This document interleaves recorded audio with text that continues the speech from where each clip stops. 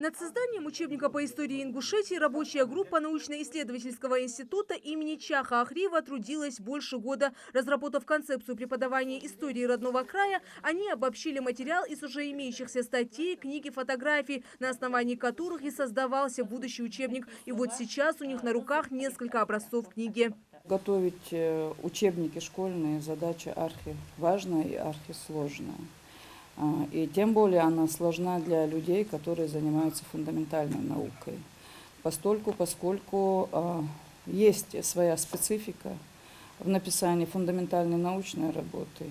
И данная специфика, конечно же, резко отличается от специфики выполнения школьных учебников и учебных пособий. Что язык изложения, что форма подачи материала. Главная задача авторов – адаптировать сухой научный язык исторических монографий таким образом, чтобы детям было интересно читать новый учебник. Плюс к этому каждый его параграф будет сопровождаться различными заданиями, копиями исторически значимых документов и цветными иллюстрациями. Нужно дать основные темы и нужно переложить на их язык, на их понятный язык. А сложности еще в том были, что трудно найти документы, которые нужно приводить документы, чтобы понятно были детям.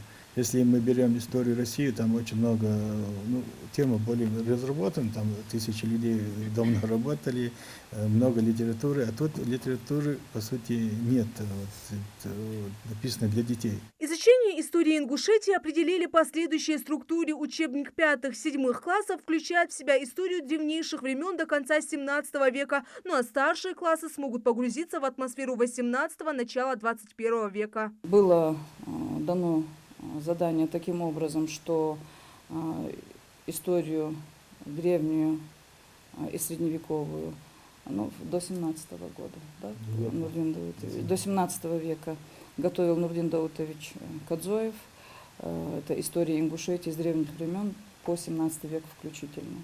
И с этого периода по сегодняшний день, современную историю, также включая, эту работу выполняла группа под руководством Марии Билановны Долгиевой. В процессе этой трудоемкой работы авторы учебника не просто переработали огромный массив информации, но и проверили достоверность некоторых исторических фактов, избегая противоречий при написании текста.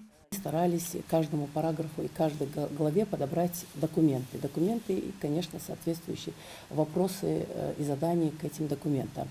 К учебникам были подготовлены также хронологические указатели, глоссарий и краткий словарь непонятных терминов, чтобы дети могли открыть и посмотреть определение того или другого сложного термина. Помимо всего прочего, в учебник войдут не только исторические факты и события, но и устное народное творчество, наски, эпос и биографии наших земляков, получивших звание Героев СССР и России. В настоящее время создание регионального учебника по истории подошло к своей финальной стадии. Электронную версию отправили в типографию для печати, и вероятно, что уже к новому учебному году все школы республики будут обеспечены учебниками по истории Ингушетии. Передаем Жойва, Хаваш Гойгов, Новости 24.